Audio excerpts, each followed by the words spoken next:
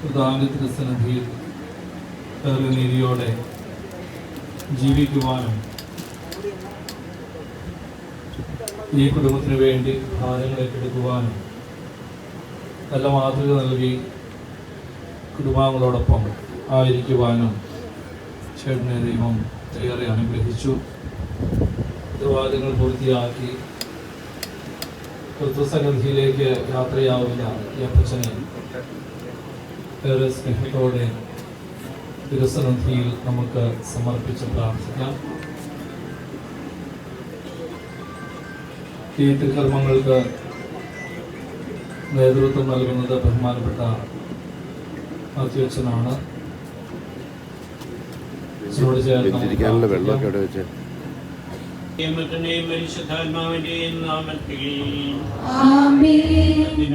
ദൈവത്തിന് സ്തുതി. ഭൂമി മനുഷ്യർക്ക് സമാധാനവും പ്രത്യാശയും എപ്പോഴും എന്നേക്കും. ഞങ്ങളുടെ പിതാവേ, അങ്ങയുടെ നാമം പൂജിതമാകണമേ, അങ്ങയുടെ രാജ്യം വരണമേ, അങ്ങയുടെ തിരുമനസ്സ് സ്വർഗ്ഗത്തിലെ പോലെ ഭൂമിയിലുമാകണമേ. ഞങ്ങൾക്ക് ആവശ്യമായ ആഹാരം ഇന്ന് ഞങ്ങൾക്ക് തരണമേ. ഞങ്ങളുടെ കടക്കാരോട് ഞങ്ങൾ ക്ഷമിച്ചതുപോലെ ഞങ്ങളുടെ കടങ്ങളും പാപങ്ങളും ഞങ്ങളോട് ക്ഷമിക്കണമേ. ഞങ്ങൾ പ്രലോഭനത്തിൽ വീഴാനിടയാകരുതേ, ദുഷ്ടാരൂപിയിൽ നിന്നായി ഞങ്ങളെ രക്ഷിക്കണമേ. എന്തുകൊണ്ടെന്നാൽ രാജ്യവും ശക്തിയും മഹത്വവും എന്നേക്കും അങ്ങയുടേതാകുന്നു. ആമേൻ. കർത്താവേ, നിന്നെ ഞങ്ങൾ ആരാധിക്കുകയും നിന്റെ കാരുണ്യത്തെ പുകഴ്ത്തുകയും മകനീയമായ ത്രിത്വത്തിന്റെ നിഗൂഢമായ ശക്തിയെ സ്തുതിക്കുകയും ചെയ്യുന്നു. എന്തുകൊണ്ടെന്നാൽ നീ ആകാശത്തിനെയും ഭൂമിയുടെയും രാജാവും ഇവന്റെയും മരണത്തിന്റെയും നാഥനുമാകുന്നു. പിതാവുമത്തനും പരിശുദ്ധാത്മാവുമായ സർവേശ്വര എന്നേക്കും. മനുഷ്യ ജീവിതം പുൽക്കൊടിക്ക് തുല്യമാകുന്നു. മനുഷ്യരെ ഉയർപ്പിക്കുന്നവനെ നിന്റെ തിരുനാമത്തിന് സ്തുതി. മനുഷ്യ ജീവിതം പുൽക്കൊടിക്ക് തുല്യമാകുന്നു. വയലിലെ പുഷ്പം പോലെ അത് വിരിയുന്നു. ചുടുകാറ്റടിക്കുമ്പോൾ വാടിപ്പോവുകയും ചെയ്യുന്നു. അത് നിന്നിരുന്ന സ്ഥലവും അജ്ഞാതമായി തീരുന്നു. കർത്താവിനെ സ്നേഹിക്കുന്ന മേൽ എന്നും അവന്റെ അനുഗ്രഹമുണ്ടായിരിക്കും. പിതാവിനും പുത്രനും പരിശുദ്ധാത്മാവിനും സ്തുതി, ആദ്യം മുതൽ എന്നേക്കും. ആമേൻ. മനുഷ്യ ജീവിതം പുൽക്കൊടിക്ക് തുല്യമാകുന്നു. മനുഷ്യരെ ഉയർപ്പിക്കുന്നവനെ നിന്റെ തിരുനാമത്തിന് സ്തുതി. പ്രാർത്ഥിക്കാൻ നമുക്ക് സമാധാനം. മണ്ണിൽ നിന്ന് ആദ്യത്തെ സൃഷ്ടിച്ചവനും അയാളുടെ സന്താനങ്ങളെ ഉദ്ധാനം വഴി നവീകരിക്കുന്നതിനുമായ കർത്താവേ, നിന്നെ ഞങ്ങൾ ആരാധിക്കുകയും പുകഴ്ത്തുകയും ചെയ്യുന്നു. എന്തുകൊണ്ടെന്നാൽ നീ ആകാശത്തിന്റെയും ഭൂമിയുടെയും രാജാവും ജീവന്റെയും മരണത്തിന്റെയും നാഥനുമാകുന്നു. പിതാവും പുത്രനും പരിശുദ്ധാത്മാവുമായ സർവേശ്വര എന്നേക്കും. എന്റെ ദിവസങ്ങൾ എത്ര പരിമിതങ്ങളാകുന്നു. മനുഷ്യരെ ഉയർപ്പിക്കുന്നവനെ നിന്റെ തിരുനാമത്തിന് സ്തുതി. എന്റെ ദിവസങ്ങൾ എത്ര പരിമിതങ്ങളാകുന്നു. എന്റെ ജീവിതം നിന്റെ മുമ്പിൽ എത്ര നിസ്സാരമാകുന്നു. എന്തുകൊണ്ടെന്നാൽ ജീവിതം നിഴൽ പോലെ കടന്നു പോകുന്നു. മനുഷ്യനോ നിക്ഷേപം കൂട്ടുന്നു, അതാർക്ക് വേണ്ടിയാണെന്ന് അവൻ അറിയുന്നില്ല. കർത്താവേ, നീ അല്ലാതെ ആരെനിക്ക് ആശ്രയം? എല്ലാ തിന്മകളിൽ നിന്നും എന്നെ രക്ഷിക്കണമേ. പിതാവിനും പുത്രനും പരിശുദ്ധാത്മാവിനും സ്തുതി, ആദ്യം മുതൽ എന്നേക്കും. ആമേൻ. എന്റെ ദിവസങ്ങൾ എത്ര പരിമിതങ്ങളാകുന്നു. മനുഷ്യരെ ഉയർപ്പിക്കുന്നവനെ നിന്റെ തിരുനാമത്തിന് സ്തുതി. പ്രാർത്ഥിക്കാൻ നമുക്ക് സമാധാനം. കരുണയാൽ ഞങ്ങളെ സൃഷ്ടിക്കുകയും നീതിയാൽ അന്നവിധരാക്കുകയും ദയാധികത്തായി ഉയർപ്പിക്കുകയും ചെന്ന കർത്താവേ, ഇനി ഞങ്ങൾ ആരാധിക്കുകയും പുകഴ്ത്തുകയും ചെയ്യുന്നു. എന്തുകൊണ്ടെന്നാൽ നീ ആകാശത്തിനെയും ഭൂമിയുടെയും രാജാവും ജീവന്റെയും മരണത്തിന്റെയും നാഥനുമാകുന്നു. പിതാവുമത്തനും പരിശുദ്ധാത്മാവുമായ സർവേശ്വര എന്നേക്കും. നിന്റെ ദാസന്റെ ആത്മാവിനെ സന്തോഷിപ്പിക്കണമേ. കർമ്മനാം മിശിഹ കർത്താവേ, അഴലും മരണവുമില്ലാതെ ജീവൻ വിളയും രാജ്യത്തിൽ വാനവരോടെ ചിരകാലം ആനന്ദത്തോടു വാണിടുവാൻ ദാസന് വരമെന്നരുളയണം. കർത്താവ് വലിയവനും സ്തുത്യർഹനുമാകുന്നു. ആദിപിതാവാമാദത്തിൽ സൃഷ്ടിച്ചവരാം ദൈവത്തിൽ ആശ്രയമഖിലമണയ്ക്കുന്നു. മർത്യനു ശരണം നീയല്ലോ. ലോകം വ്യർത്ഥം സകലേശ, ഞങ്ങൾ കരുളുക നവജീവൻ. വാഗ്ദാനങ്ങളിൽ കർത്താവ് വിശ്വാസനാകുന്നു. വിലപിക്കരുതേ മരണത്തിൽ, പുനരുത്ഥാനം വരുമല്ലോ. അരുൾ ചെയ്തില്ലേ തിരുനാഥൻ, കടമായെന്നിൽ വിശ്വാസം നിക്ഷേപിക്കും മനുജനു ഞാൻ അന്തിമ ദിവസം ഉയർപ്പേകും. നീതിമാൻ വിജ്ഞാനം പ്രസംഗിക്കുന്നു. പൗലോസിൻ തിരുവാക്യങ്ങൾ ശാന്തി നിനക്ക് പകർന്നിടും. മർത്യത പുണരുന്നു. ക്ഷയമുള്ളോരക്ഷയനാകും. മർത്യതയേവം സകലേശൻ നിതരാം നൂതനമാക്കുന്നു. വിടർത്തി അവരെ സ്വീകരിക്കുന്നു. അമ്പരവീതിയിൽ അഖിലേശൻ മിശിഹാനാഥനെഴുന്നള്ളും. പരിശുദ്ധന്മാരണിയണിയാ എതിരേൽപ്പിനു നിരന്നീടും. ആനന്ദത്തിൻ മണവറയിൽ സ്ഥിരമായി വാണിടും അവരെല്ലാം. പിതാവിനും പുത്രനും പരിശുദ്ധാത്മാവിനും സ്തുതി. നൃപരാം മിശിഹാ കർത്താവേ, വാഴ്ത്തിപ്പാടി നമിക്കുന്നീ. വിശ്വത്തിന്റെ വിധാതാവേ, നൽകണമേ പുനരുദ്ധാനം. പരിശുദ്ധന്മാർ വാഴുമിടം ചേർക്കണമെന്നെയും അഖിലേശ. ആദിമുതൽ എന്നേക്കുമാമേ. മഹിമയോടന്തിമ വിധി നാളിൽ കർത്താവേ നീ അണയുമ്പോൾ കരുണയുടന്നെ നിർത്തണമേ. നല്ലവരൊത്തു വലം ഭാഗി നൽകണമേ നിത്യായസിൻ പരമോന്നതമാം പരിവേഷം. എന്റെ സഹോദരരെ, വിശുദ്ധ പൗലോസ് ശ്ലീഹ തെസ്സലോനിക്കക്കാർക്ക് എഴുതിയ 1-ാം ലേഖനം 4-ാം അധ്യായം 13 മുതലുള്ള വാക്യങ്ങൾ. എന്റെ സഹോദരരെ, മരിച്ചവരെ കുറിച്ച് പ്രത്യാശയില്ലാത്തവരെ പോലെ നിങ്ങൾ ദുഃഖിക്കരുതെന്ന് ഞാൻ ആഗ്രഹിക്കുന്നു. ഈശോ മരണശേഷം ഉയർത്തെഴുന്നേറ്റ് എന്ന് നാം വിശ്വസിക്കുന്നു. അങ്ങനെ തന്നെ ദൈവം ഈശോയിൽ മരിച്ചവരെയും അവനോട് കൂടി ഉയർപ്പിക്കും. നമ്മുടെ കർത്താവ് ആഗതനാകുമ്പോൾ ജീവിച്ചിരിക്കുന്നവർ മരിച്ചവർക്ക് മുമ്പ് കടക്കുകയില്ല എന്ന് നമ്മുടെ കർത്താവിന്റെ വാക്കുകളിൽ ഞങ്ങൾ നിങ്ങളെ അറിയിക്കുന്നു. എന്തുകൊണ്ടെന്നാൽ നമ്മുടെ കർത്താവ് അധികാരത്തോടും പ്രധാന മാലാഖയുടെ ശബ്ദത്തോടും ദൈവത്തിന്റെ കാവളത്തോടും കൂടെ സ്വർഗത്തിൽ നിന്ന് എഴുന്നള്ളി വരും. മിശിഹായിൽ മരിച്ചവർ ആദ്യം ഉയർത്തെഴുന്നേൽക്കും. അപ്പോൾ ജീവിച്ചിരിക്കുന്നവരായ നാം കർത്താവിന്റെ എതിരേൽപ്പിനായി അവരോട് കൂടെ മേഘങ്ങളിൽ എടുക്കപ്പെടും. നാം എന്നും കർത്താവിനോട് കൂടി ആയിരിക്കുകയും ചെയ്യും. ആകയാൽ ഈ വാക്കുകളാൽ നിങ്ങൾ പരസ്പരം ആശ്വസിപ്പിക്കുകയും നമ്മുടെ കർത്താവായ മിശിഹായ്ക്ക് സ്തുതി. കർത്താവേ, എന്റെ രക്ഷകനായ രാവും പകലും നിന്നോട് ഞാൻ പ്രാർത്ഥിക്കുന്നു. എന്റെ പ്രാർത്ഥന നിന്റെ പക്കലെത്തട്ടെ. എന്റെ അപേക്ഷ നീ കേൾക്കണമേ. വിശുദ്ധ യോഹന്നാൻ എഴുതിയ നമ്മുടെ കർത്താവ് ശംസിഹയുടെ പരിശുദ്ധ സുവിശേഷം. നമ്മുടെ കർത്താവായ മിശിഹായ്ക്ക് സ്തുതി. എന്റെ വചനം കേൾക്കുകയും എന്നെ അയച്ചവനെ വിശ്വസിക്കുകയും ചെയ്യുന്നവന് നിത്യജീവനുണ്ടെന്ന് സത്യമായി ഞാൻ നിങ്ങളോട് പറയുന്നു. ആരും വിധയ്ക്ക് വിധേയനാവുകയില്ല, മരണത്തിൽ നാം ജീവനിലേക്ക് പ്രവേശിച്ചു കഴിഞ്ഞിരിക്കുന്നു. സത്യമായി ഞാൻ നിങ്ങളോട് പറയുന്നു, മരിച്ചവർ ദൈവത്തിന്റെ ശബ്ദം കേൾക്കുകയും അത് കേൾക്കുന്നവർ ജീവിക്കുകയും ചെയ്യുന്ന സമയമടുത്തിരിക്കുന്നു, അല്ല അത് വന്നു കഴിഞ്ഞു. എന്തുകൊണ്ടാൽ ജീവന്റെ ഉറവിടമായ പിതാവ് തന്റെ പുത്രനെയും ജീവന്റെ ഉറവിടമാക്കിയിരിക്കുന്നു. മനുഷ്യപുത്രനായതുകൊണ്ട് വിധികർത്താവാകാനുള്ള അധികാരവും അവന് കൊടുത്തിരിക്കുന്നു. നിങ്ങൾ ഇതിൽ വിസ്മയിക്കേണ്ട. എന്തെന്നാൽ കല്ലറയിലുള്ളവന്റെ ശബ്ദം കേൾക്കുന്ന സമയം വരുന്നു. അപ്പോൾ നന്മ ചെയ്തവർ ജീവന്റെ ഉയർപ്പിനായി, തിന്മ ചെയ്തവർ വിധിയുടെ ഉയർപ്പിനായി പുറത്തു വരും. നമ്മുടെ കർത്താവായ മിശിഹായ്ക്ക് സ്തുതി. ഈശോയുടെ വാത്സല്യമുള്ള പരിചരിച്ച ഈ കനച്ച അത് പ്രിയപ്പെട്ട സിസ്റ്റേഴ്സ്, മാതാപിതാക്കളെ, സഹോദരി സഹോദരന്മാരെ, ദുഃഖാർത്തിയിലായിരിക്കുന്ന കുടുംബാംഗങ്ങളെ, നമുക്കറിയാം വചനമാണ് ജീവൻ നൽകുന്നത്. സൃഷ്ടി നടക്കുക വചനത്തിലൂടെയാണ്. അതുകൊണ്ട് തന്നെയാണ് നമ്മുടെ തിരുക്കർമ്മങ്ങളിലെല്ലാം വചന ശുശ്രൂഷ ഉണ്ടാകുക. വിശുദ്ധ പൗലോസ് അപ്പോസ്തലൻ കൊരിന്ത്യക്കാർക്കുള്ള ലേഖനത്തില് വളരെ വ്യക്തമായി പറയുന്ന ഒരു കാര്യമുണ്ട്.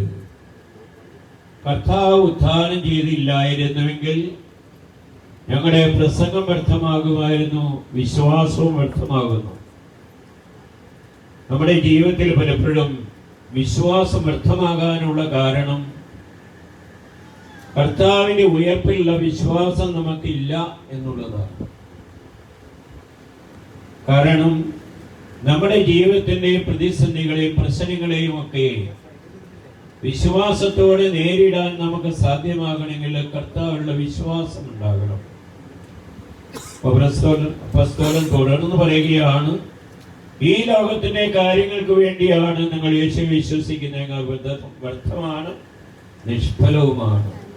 നമ്മുടെ വിശ്വാസം പലപ്പോഴും നിഷ്ഫലമാകാനും ക്രൈസ്തവ വിശ്വാസത്തിൽ നിന്ന് അകലാനുള്ള കാരണം അതാണ്. യഥാർത്ഥത്തിൽ നമ്മുടെ വിശ്വാസം എന്ന് പറയുന്നത് കർത്താവിലുള്ള ഉത്ഥാനത്തിലുള്ള വിശ്വാസമാണ്. നമ്മൾ മാമോദിസ എന്ന വാക്കിനർത്ഥം തന്നെ മുങ്ങിച്ചാകൽ എന്നാണ്. ഒരു പുനരുത്ഥാനമാണ് അവിടെ നടക്കുക. ഒരു നവജീവൻ ആരംഭിക്കുന്നത് മാമോദിസയിലൂടെയാണ്. ആ ജീവൻ ആരംഭിക്കുന്ന ജീവൻ നമ്മുടെ വിശ്വാസത്തിലൂടെ നിത്യജീവനിലേക്ക് എത്തുന്നു ഉണ്ടെങ്കിൽ മാത്രമേ നമ്മുടെ വിശ്വാസത്തിന് അർത്ഥമുള്ളൂ. പലപ്പോഴും നമ്മൾ ഈ ലോകത്തിന്റെ പല കാര്യങ്ങൾക്ക് വേണ്ടി പ്രാർത്ഥിക്കുകയാണ്. എനിക്കറിയാൻ എൻ്റെ ഒരു പഴയ ഇടവക്കാരത്തിയുണ്ട്. ഒരു കാര്യത്തിന് വേണ്ടി പ്രാർത്ഥിച്ചു കഴിഞ്ഞ് ഒരാഴ്ച കഴിയുമ്പോൾ വീണ്ടും വേറെ ഒരു കാര്യത്തിന് വേണ്ടി പ്രാർത്ഥിക്കാൻ പറയാം. അങ്ങനെ എന്നും ഓരോ കാര്യത്തിന് വേണ്ടി പ്രാർത്ഥിക്കാൻ വേണ്ടിയാണ്. ഞാൻ ആ ചേച്ചിയോട് പറഞ്ഞു, ഇതെല്ലാം സമ്പാദിച്ചിട്ട് വല്ല കാര്യമുണ്ടോ? സ്വർഗത്തിൽ പോകുന്നില്ലെങ്കിൽ, കർത്താവിന്റെ ഉത്ഥാനത്തില് വിശ്വാസമില്ലെങ്കിൽ എന്താ കാര്യമുള്ളത്? അതുകൊണ്ട് നമ്മുടെ വിശ്വാസത്തിന്റെ അടിസ്ഥാനം എന്ന് പറയുന്നത് കർത്താവിന്റെ ഉത്ഥാനമാണ്. ആ ഉത്ഥാനത്തിൽ നമുക്ക് വിശ്വസിക്കാൻ സാധിച്ചാൽ നമ്മുടെ ജീവിതത്തിന്റെ എല്ലാ പ്രതിസന്ധികളെയും നേരിടാൻ സാധിക്കും. കർത്താവ് ഉത്ഥാനത്തെ കുറിച്ച് പറയുന്നതിന് മുമ്പായി തന്റെ പാടുപീഡകളെ കുറിച്ചാണ്. അത് നമ്മുടെ ജീവിതത്തിന്റെ ഒരു പ്രതീകമാണ്. ആ ഒരു ബോധ്യം നമുക്കുണ്ടാകണം. നമ്മൾ എന്നും വിശുദ്ധ കുർബാനയിൽ പ്രാർത്ഥിക്കുന്ന ഒരു പ്രാർത്ഥനയുണ്ട്. ചെറിയവരും വലിയവരും എന്റെ സുദൃഢമായ ഉത്ഥാനം വഴി നീ മഹത്വത്തോടെ ഉയർപ്പിക്കുമെന്ന പ്രതീക്ഷയിൽ മരിച്ചവരെല്ലാവരും നിദ്ര ചെയ്യുന്നു. മരിച്ചവരെല്ലാം ഉയർക്കപ്പെടും. കാരണം കർത്താവ് മരിച്ചവർക്ക് വേണ്ടി തന്റെ ജീവൻ അർപ്പിച്ചുകൊണ്ടാണ് നമ്മെ എല്ലാം രക്ഷയിലേക്ക് നിത്യജീവനിലേക്ക് നയിക്കുന്നത് എന്നുള്ള ആ വിശ്വാസം നമുക്കുണ്ടാകണം. ആ വിശ്വാസം ഇല്ലെങ്കിൽ നമ്മുടെ ജീവിതത്തിന്റെ പ്രതിസന്ധികൾ വരുമ്പോൾ നമ്മൾ തളർന്നു പോകും. രോഗമുള്ളവർ വളരെ സന്തോഷമായിട്ട് ജീവിക്കുന്നത് കാണാൻ സാധിക്കും. എനിക്ക് ജോയിച്ചേട്ടനുമായിട്ട് 1 വയസ്സിന്റെ വ്യത്യാസമുള്ളൂ. എങ്കിലും ജോയിച്ചേട്ടൻ എന്നാണ് വിളിക്കുക. തമ്പുരാന്റെ പദ്ധതിയില് ജോയിച്ചേട്ടന് കുർബാന കൊടുക്കാൻ പല പ്രാവശ്യം ഞാൻ വന്നിട്ടുണ്ട്. അവിടെയൊക്കെ ജോയിച്ചേട്ടൻ തന്റെ രോഗത്തെ കുറിച്ചൊന്നും അസ്വസ്ഥനല്ല. കാരണം ആ ഉത്ഥാനത്തിന് പ്രതീക്ഷയുണ്ട്. വളരെ സന്തോഷമായ ഒത്തിരി കാര്യങ്ങളെ കുറിച്ച് കഴിഞ്ഞ പ്രാവശ്യം വന്നപ്പോൾ കുറച്ച് സമയം അവസാനമാണ് ഞാൻ ഈ വീട്ടിൽ വന്നത്. ജോയിച്ചേട്ടനുമായിട്ടൊക്കെ കുറേ സമയം സംസാരിക്കാൻ പറ്റി. ഞങ്ങളൊക്കെ കളിക്കൂട്ടുകാരാണ്. ഈ കളിക്കൂട്ടുകാരനെ യാത്ര അർപ്പിക്കുമ്പോൾ നമുക്ക് ബന്ധമനുസരിച്ചാണ് മുറിവ് കൂടുതൽ ആഴമുണ്ടാകുമ്പോഴാണ് കൂടുതൽ ചോര പൊടിയുക. അതുപോലെ നമ്മളെ കണ്ണീര് പൊടിയുക. ആ ബന്ധത്തിന്റെ പ്രത്യേകതയാണ് നമ്മൾ ഇവിടെ ഇത്രയും പേര് ഒരുമിച്ച് ചേർന്നിരിക്കുന്നത്. നമുക്കറിയാൻ ചോദിച്ചതിൽ ഞാൻ പഠിച്ച ഒരു പാഠം എന്താണ്, എന്തെങ്കിലും കാര്യം പറഞ്ഞാൽ ഉടനെ ചാടിക്കേറി പറയുന്ന ഉത്തരവില്ല.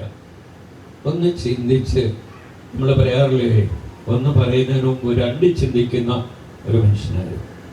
അത് പുത്തമ്പരക്കാരിലെല്ലാം ഉണ്ട്. ഇങ്ങനെ ചോദിച്ചതിലുണ്ടായിരുന്നു. നമ്മൾ പഠിക്കേണ്ട ഒരു പാഠമാണ്. ഈ സമയത്ത് നമ്മളോട് പറയുന്ന ഇതാണ്, ഒരു വാക്ക് ഉച്ചരിക്കുന്നതിന് മുമ്പ് 2 പ്രാവശ്യം ചിന്തിക്കണമെന്ന് ഇവിടെ വളരെ ശക്തമായ ഭാഷയിൽ ഈ ജോയിച്ചേട്ടൻ നമ്മളോട് പറയുകയാണ്. ഈ ജോയിച്ചേട്ടൻ്റെ ഉത്ഥാനത്തിന് പ്രതീക്ഷയാണ് തൻ്റെ ജീവിതത്തിന്റെ രോഗിയായിരുന്നപ്പോഴും സന്തോഷമായിട്ട് ജീവിക്കാൻ സാധിച്ചത്. ജോയിച്ചേട്ടനെ സംബന്ധിച്ചിടത്തോളം ഈ ലോകത്തിലെ സർവ്വ പീഡനങ്ങളും ദുരിതങ്ങളും എല്ലാം അവസാനിപ്പിച്ച് ഒരു പുതിയ ജീവിതത്തിലേക്ക് പ്രവേശിക്കുന്നതാണ് ഈ മരണം. അതുകൊണ്ടാണ് പൗലോസ്ലീഹ പറയുന്നത്, പ്രത്യാശയില്ലാത്തവരെ പോലെ നിങ്ങൾ ദുഃഖിക്കരുത് എന്ന് പറയാൻ കാരണം അതാണ്. ആ പ്രത്യാശയുടെ വലിയൊരു സുവിശേഷമാണ് ജോയിച്ചേട്ടൻ നമുക്കും നമ്മുടെ കുടുംബങ്ങൾക്കുമൊക്കെ ഈ കുടുംബത്തിന് നൽകുന്നത്. അങ്ങനെ ഒരു സുവിശേഷം നൽകാൻ കർത്താവ് കൃപ ജോയിച്ചേട്ടനെ ഓർത്ത് നമുക്ക് ദൈവത്തിന് നന്ദി പറയാം, സ്തുതിക്കാം. അങ്ങനെ ദുഃഖാർത്ഥരായിരിക്കില്ല ഈ കുടുംബാംഗങ്ങളോട് ചേർന്ന് നമുക്ക് പ്രാർത്ഥിക്കാം. അങ്ങനെ നിത്യജീവൻ കൈവശമാക്കാൻ ജീവിച്ച് ആ ജീവിതത്തിൽ വിജയം നേടിയ ജോയിച്ചേട്ടന് നമുക്ക് തീർച്ചയായിട്ടും വളരെ അഭിമാനത്തോടെ നമുക്ക് യാത്ര കൊടുക്കാൻ സാധിക്കും. ഇനി തുടർന്നുള്ള പ്രാർത്ഥനയിലാണ് നമുക്ക് സ്നേഹിക്കാൻ പറ്റുക. അങ്ങനെ നമ്മുടെ പ്രാർത്ഥനയിലൂടെ ജോയിച്ചേട്ടനെ കുടുംബം ദുഃഖാർത്ഥരായിരിക്കുന്ന കുടുംബാംഗങ്ങളെ ആശ്വസിപ്പിക്കുവാനും തീർച്ചയായിട്ടും പുനരുത്ഥാനത്തിൽ ജോയിച്ചേട്ടൻ ഉണ്ടാകുമെന്നുള്ള യാതൊരു സംശയവുമില്ല. പ്രകാരം ജീവിച്ച ജോയിച്ചേട്ടനെ എടുത്ത് ഒരിക്കൽ കൂടി കുടുംബാംഗങ്ങളെ അഭിനന്ദിക്കുന്നു. നമുക്കെല്ലാവർക്കും അഭിനന്ദിക്കാം. ദൈവത്തിന് നന്ദി പറഞ്ഞ് ഈ ദാസിന് വേണ്ടി നമുക്ക് തുടർന്ന് പ്രാർത്ഥിക്കുകയും ചെയ്യാം. നമുക്കെല്ലാവർക്കും അനുതാപത്തോടും ഭക്തിയോടും കൂടെ നിന്ന് കർത്താവിയാലും അവരോട് കരുണ തോന്നണമേ എന്ന് പ്രാർത്ഥിക്കാം. അനന്തമായ സ്നേഹത്താൽ ഞങ്ങളെ സൃഷ്ടിക്കുകയും അതുലമായ കൃപയാൽ ഞങ്ങളെ രക്ഷിക്കുകയും ചെയ്ത വിശുദ്ധായി നിന്റെ കൽപ്പനയായി ലോകം വിട്ടു പുറപ്പെടുന്ന ഈ ആത്മാവിനെ നിത്യാനന്ദത്തിന്റെ തുറമുഖത്ത് സുരക്ഷിതമായി എത്തിക്കുവാൻ നിന്റെ പരിശുദ്ധ ദൂതന്മാരെ നിയോഗിക്കണമെന്ന് നിന്നോട് ഞങ്ങൾ പ്രാർത്ഥിക്കുന്നു.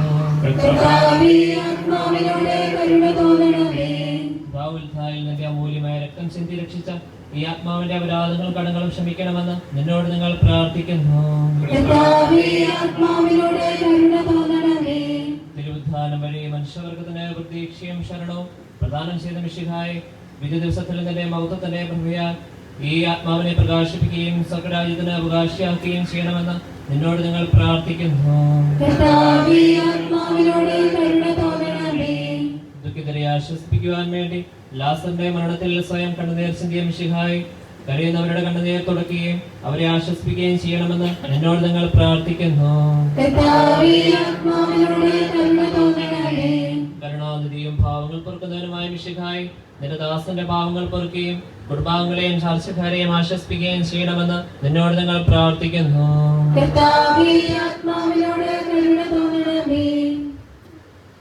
സർവശക്തനും പിതാവുമായ ഏകദൈവത്തിൽ ഞാൻ വിശ്വസിക്കുന്നു.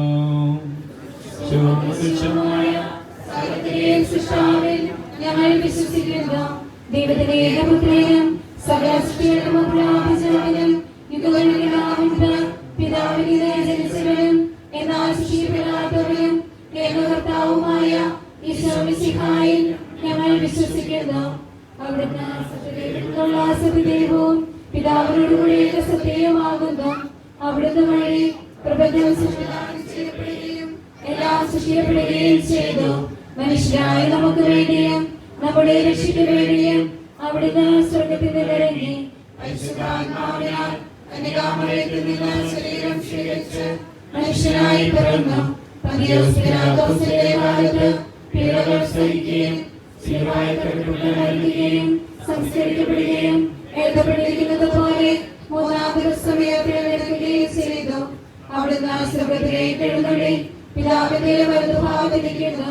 മരിച്ചവരെയും ജീവിക്കുന്നവരെയും എത്തിക്കാൻ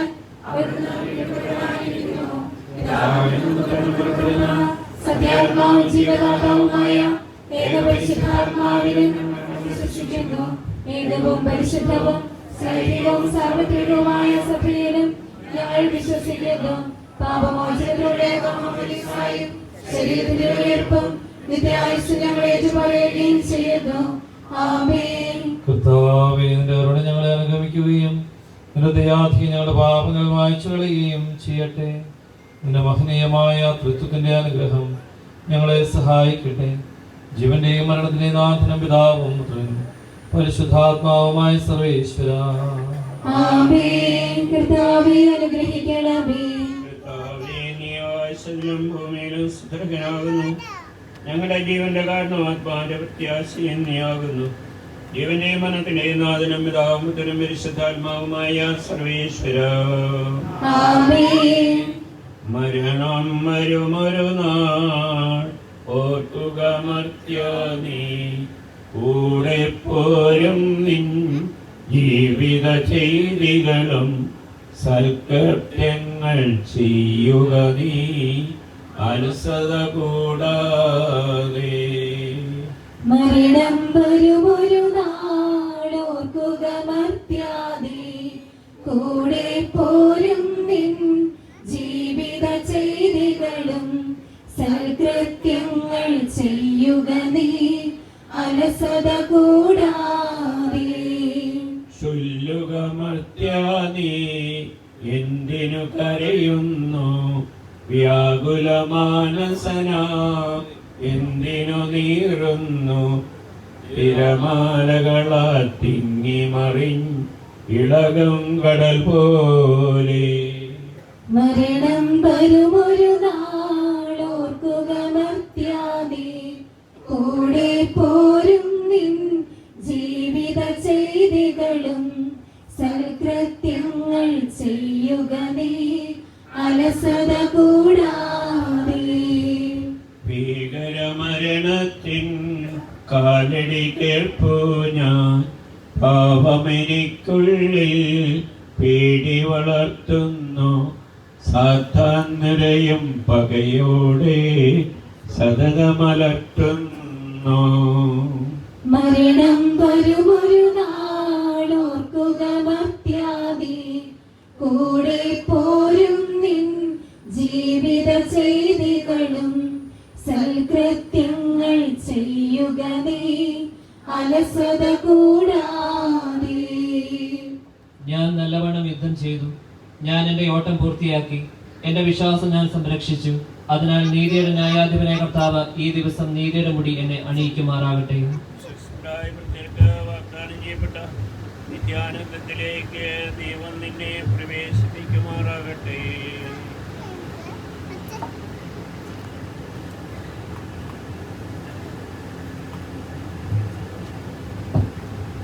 ശരീരം ദേവാലയത്തിലേക്ക് കൊണ്ടുപോവുകയാണ്. നമുക്ക് പുറത്തേക്ക് ഇറങ്ങി വാഹനങ്ങളിൽ പ്രവേശിച്ച് യാത്രയാകാം. ഒന്ന് രണ്ട് കാര്യങ്ങൾ ശ്രദ്ധിക്കുക. ഏറ്റവും മുന്നിൽ ആംബുലൻസ് ആണ്. ആംബുലൻസിൻ്റെ പിറകെ ക്രമമായി നിരയായി മറ്റു വാഹനങ്ങൾ വരാനായിട്ട് ശ്രദ്ധിക്കുക.